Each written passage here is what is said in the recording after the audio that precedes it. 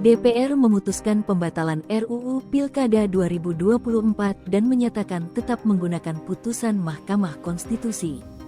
Dengan ditetapkannya putusan ini, putra bungsu Presiden Joko Widodo, Kaesang Pangarep, gagal maju dalam kontestasi Pilkada DKI Jakarta, di mana Kaesang sebelumnya diisukan akan mencalonkan diri sebagai bakal calon wakil gubernur Jawa Tengah.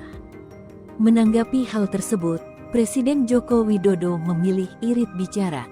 Dikutip dari Kompas.com via Tribun News, reaksi itu terlihat saat Jokowi diwawancarai awak media usai menghadiri Kongres ke-6 PAN pada Jumat, tanggal 23 Agustus tahun 2024, malam.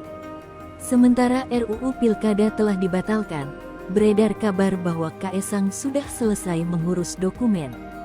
Adapun dokumen itu guna keperluan dirinya maju sebagai calon wakil gubernur di Pilkada Jateng 2024. Terkait dokumen yang telah diurus Kaesang tersebut, lantas ditanyakan awak media kepada Jokowi.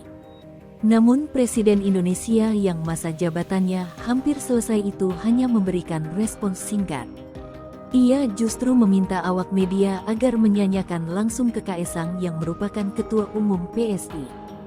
Selain irit bicara soal isu pencalonan Kaesang, Jokowi juga irit bicara saat ditanya tentang rencana menerbitkan Perpu setelah RUU Pilkada dibatalkan. Jokowi merespons singkat dengan mengatakan bahwa ia sama sekali tidak terpikirkan hal tersebut.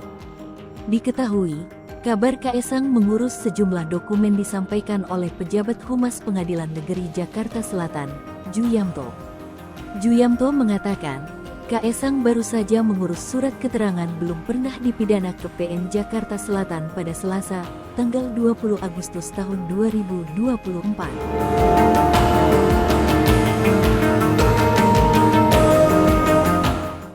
Download Tribun X sekarang, menghadirkan lokal menjadi Indonesia.